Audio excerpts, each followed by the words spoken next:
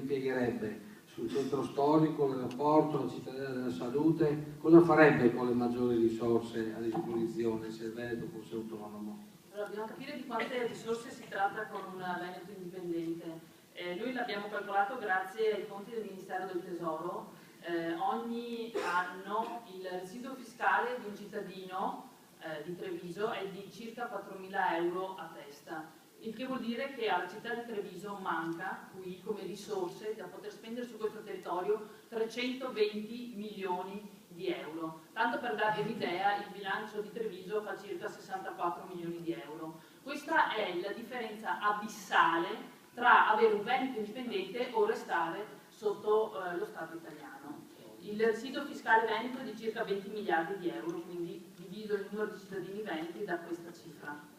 Poi adesso magari andate a controllare anche quant'è il trasferimento dello Stato, che ha bilancio preventivo, perché il bilancio consuntivo 2012 fino a 2 giorni fa non era ancora pubblicato sul sito del Comune di Treviso e quindi non consultabile, era di 779.000 euro, quindi un'offesa perché sono 9,5 euro a cittadino trevigiano, quindi chiunque di voi stasera fa 20 euro di benzina gli ha già ridati allo Stato italiano e questo è quello che ritorna in termini di sostanze qui a chi lavora e produce e crea valore per Treviso. Questo delle risorse finanziarie è un gravissimo problema non solo per Treviso, per tutto il Veneto, a Treviso soprattutto perché c'è una crisi che attanaglia in maniera ancora più forte questa città.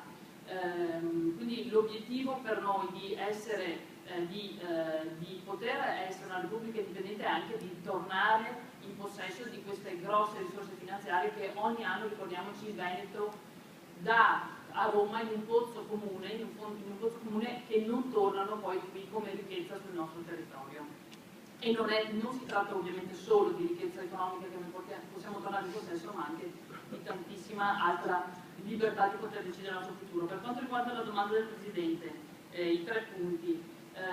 Aeroporto, anche noi siamo perché l'aeroporto rispetti tutte le regole di sicurezza e sia un aeroporto e che l'aeroporto venga vissuto come un'opportunità soprattutto dai quartieri e dalle persone che abitano vicino all'aeroporto. Io ho abitato sotto l'aeroporto di Treviso per 8 anni, quindi conosco la situazione, conosco i comitati dell'aeroporto.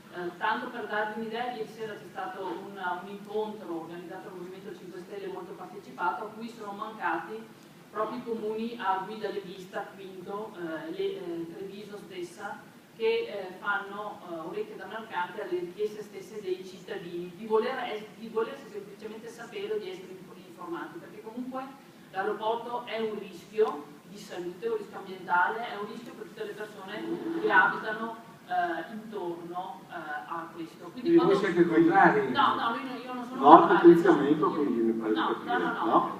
Io dico solo che chi abita vicino all'aeroporto, come in qualsiasi altro paese civile, deve ottenere un vantaggio. Quindi questo potrebbe essere, ad esempio, che l'aeroporto paghi, ad esempio, l'IMU o altri vantaggi per chi è intorno a quella compensazione. Ma non solo, l'aeroporto deve essere un volano per la città di Treviso, cosa che oggi non è. La maggior parte delle persone che atterra a Treviso scappa velocemente dall'aeroporto con qualunque mezzo e non resta a Treviso. Non basta costruire o progettare un hotel in Piazza Duomo per tenere qui il turismo, serve una visione della città che noi abbiamo progettato. Potevate farlo, avete avuto 20 anni di tempo per affossare la città.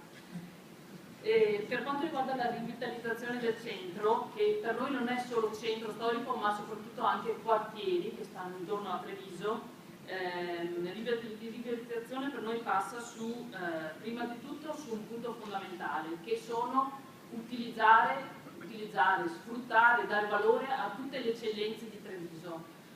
Treviso è una città che gode di eccellenze incredibili e di cui i trevigiani stessi sono orgogliosi di poter dire misso trevisana, e quindi di queste eccellenze, prima di tutto, che sono il nostro patrimonio storico di cui possiamo ancora oggi godere, dobbiamo rivitalizzare e dare il giusto valore, che portino valore e benessere condiviso per tutti i trevisani. Su queste eccellenze sicuramente si possono creare grossissimi eventi di richiamo internazionale, portare qui un turismo che sia non mordi e fuggi, ma un turismo che resta in città, e l'altro, ancora appunto per noi, per rivitalizzare il centro storico, ma non mi dilungo, è il digitale, cioè portare Treviso nel terzo millennio, creare qui dei quartieri digitali e non solo, che la cultura digitale sia finalmente uno zucchero a velo che cade sopra tutte le attività trevigiane.